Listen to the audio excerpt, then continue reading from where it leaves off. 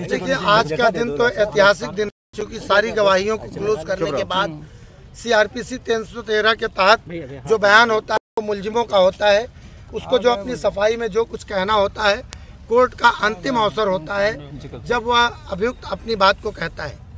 यह हम लोगों के लिए गर्व की बात है कि हमको इस कलंक को मिटाने में, इस ढांचे को गिराने में हमको एक्यूज बनाया गया है।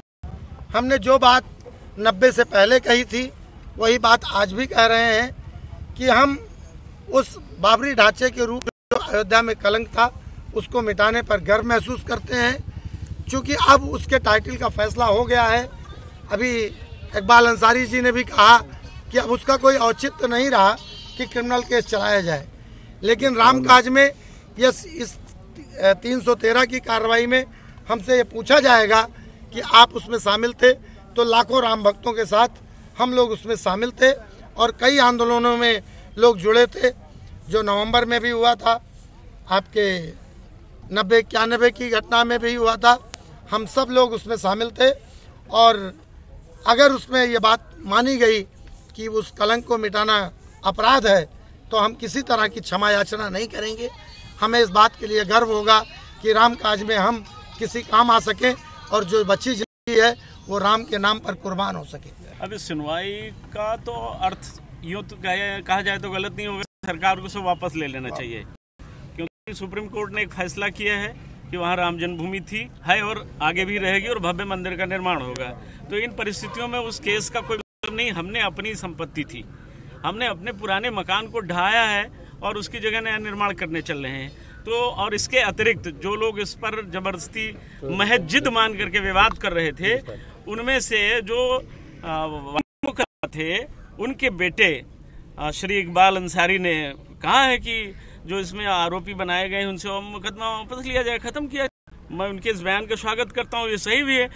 जहाँ तक मेरा व्यक्तिगत हम तीनों भाइयों का प्रश्न है, मैं और श्री पवन पांडे, श्री गांधी यादव जी का जहाँ तक सवाल है, हम लोगों ने जो कुछ किया है, हम अपने को इसमें कहीं से अफसोस नहीं, मुझे खुशी है, गर्व का विषय है। और हम अपने परिवार को, अपने इस जनपद को, अयोध्या की इस माटी को धन्यवाद देते हैं, माता शरीफ को धन्यवाद देते हैं कि उन्होंने हमारे जैसे लोगों को पैदा किया, जन्म दिया और हम यहाँ पले पोसे जवान हुए और राम कार्य किया। हमें अपने किए कोई पछतावा नहीं। करोड़ों हिंदू भावनाओं के साथ हम लोगों ने अपने धर्म का संपूर्णतः निर्वाह किया है। इस पर हम लोग पीछे हटे नहीं। राम कार्य के लिए मृत्यु भी आवे तो उसका भी स्वागत है। आखिर 4 गोलियां खाकर भी तो जीवित हैं, ढांचे से गिरकर 22 दिन कोमा में रह जीवित हैं। भाई गांधी यादव जी घायल होकर के भी जीवित हैं।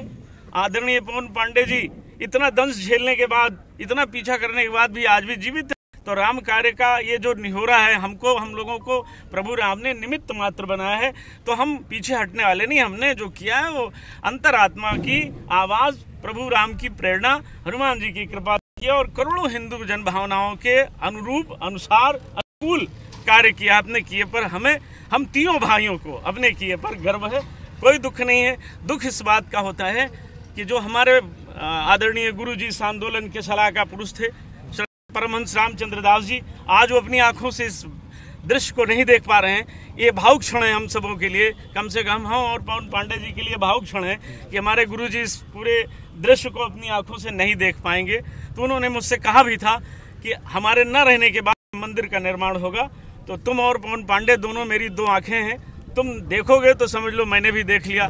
आज उस क्षण को याद करते हुए गला भर जाता है कि आज परमहंस जी होते तो कितना अच्छा होता। लेकिन कोई बात नहीं, हम उनके वंशज, हम उनके शिष्य लोग इस कार्य को देख रहे हैं अपने आंखों से, इस निर्माण को देख रहे हैं। हमें अपने किए पर प्रसन्नता है, बिल्कुल कोई अफसोस नहीं। और भगवान से प्रार्थना करते हैं कि हम तीनों भाई अपने इसी जीवन काल में और मथुरा के लिए भी इसी तरह का कार्य करें। इसके अतिरिक्त और क्या कहें। कितने बजे रवाना होंगे यहाँ से सीबीआई कोर्ट? बस तुरंत यहाँ से निकल कर रवाना ही हो जाएंगे, चले जाएंगे। माँ का आशीर्वाद मिल गया, प्रभु राम की कृपा हो गई है। लोग जा रहे हैं, बता दीजिए। मैं और श्रद्धेय पवन पांडे जी, श्रद्धेय गांधी यादव, गजानन दास जी, जिन्होंने अपना पूरा जीवन लगा दिया। बाल्यावस्था में यहाँ आए थे, साधु हो गए राम मंदिर निर्माण के लिए। जी, ये आरोपी हैं उसके, प्रयाग में वास कर रहे हैं, वह प्रयाग वास कर रहे हैं, वहाँ साधु हो गए, इन्होंने घर परिवार सब त्याग दिया।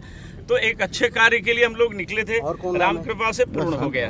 आरोपी जिसके मुख से हो, जिसके कारण हो वह जाने, लेकिन हम लोग आरोपी हम लोग जो कुछ भी किए हैं राम काज के लिए किए हैं, राम जी के कार्य किए हैं। और एक भारत माता के ऊपर बाबरी मस्जिद नाम का बना हुआ जंगल ढांचा को हम लोग गिराए हैं, यह बात सत्य है। और राम जी के कार्य किए हैं, नैतिक कार्य किए, अनैतिक कार्य नहीं, इसलिए कोई हमें मलाल नहीं है। और ऐसा कार्य बार बार ही करना पड़ेगा।